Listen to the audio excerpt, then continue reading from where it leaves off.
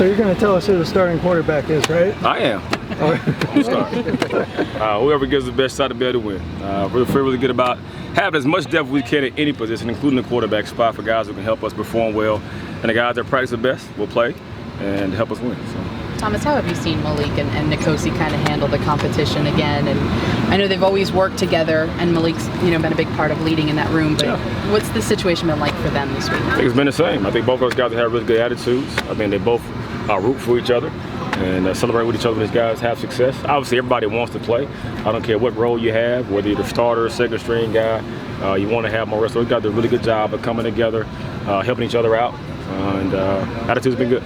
How do you think N'Kosi did in his first big opportunity? I think he played well. I mean, he had, I would say, kind of one ill-advised throw. He kind of probably underestimated his arm a little bit on the scramble to try to take a shot. But other than that, I thought he was very accurate. I thought he ran the offense very well.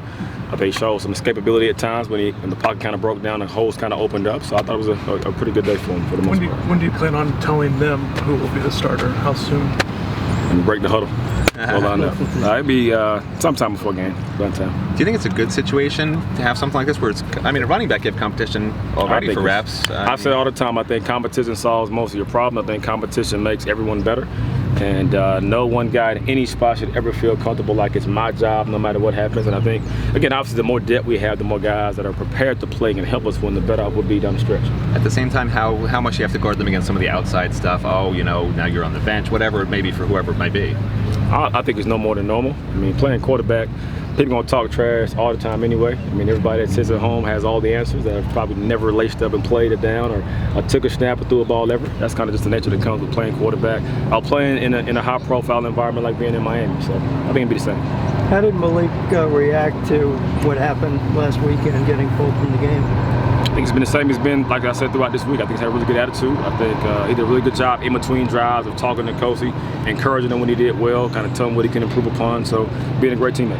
Whoever starts this week, would you be pretty confident in saying that's not it for the rest of the year, that there'll still be a competition no matter who starts? Yeah, absolutely. Again, it's no different than any other position. I think obviously quarterbacks rotate less than a running back or O-lineman or tight end or receiver, but whoever gives us the best chance to be able to win and compete is going to play.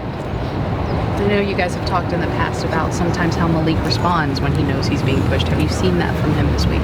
Yeah, I mean, I think it's not just him, but again, anybody. If I've had running backs in the past who haven't had great depth behind them, and even if they're self-motivated guys, it's hard for them to really be pushed or be driven past a certain point because you just naturally be able to, to relax when you know it's going to be my job for sure. So anytime, him or anybody else, I think you kind of take two options. Either you raise to the challenge and get better, or you kind of go in the tank. He's done a really good job of not going in the tank, having a good attitude, and performing well this week. DJ, one more question. I was going to ask you about Mike Harley. Just kind of, Mark Richt has talked about how he just really last week kind of took ownership out here a little bit, became the captain going into this game. How much growth have you seen from him? He is stepping into that role as one of the leaders. Even before we announced him as a captain, he's been that way. And he's been the same every single day. I love the dude. He's got a phenomenal attitude, a phenomenal mentality. You can tell he loves the game, the way he prepares himself. He comes to every single meeting, he has juice. I mean, some guys, because we're a morning team at times, take a while to kind of get up and get going. He has juice all the time. He brings on the field, does a better job of, holding his teammates more accountable. And I think if we all take on the mentality that he has, we will be a championship-type football team. DJ was saying that he thinks the offense can average 60 points a game when it's clicking on all cylinders. Yeah, like he's setting the bar low, I guess. But what has to happen for this offense to really click on all cylinders? Well, first I got to talk to DJ about the confidence. But obviously DJ's a confident dude, as he should be. I want guys who have that mentality that want to be able to come out and score every single time we have the ball. And if we do execute and we don't beat ourselves, we will be able to drive the ball. And even last game, I think we put up over 31 points. But the production we had in between the points, to me, should result in more points. And I think we got to do a better job in situational offense at times. We were, pretty good on third down. I think we were 8 of 15 on third downs. But trying to keep ourselves in a better spot of third and manageable third and shorts, and also scoring in red zone and making big plays when we have a chance to make them. What does Carolina do good on defense? Say it again? What does Carolina do well on defense? Well, last year they flat out beat us up across the board. I think their D-line is really, really good. They're a well-coached football team. I thought what they did from a schematic standpoint against us last year was about as good as anybody, how they prepared and adjusted to what we have from a run game standpoint, and also a pass game as well. So I expect to see a well-coached football team again, and we got to raise to the challenge. Do you think the guys learned from that experience last year of being so. pushed like that? by Yeah, I mean, I hope so. Carolina? I mean, obviously, we kind of talked about it after that game. I know it was a big deal from a media standpoint. I know I addressed some stuff last year. I think we had like 17 third downs.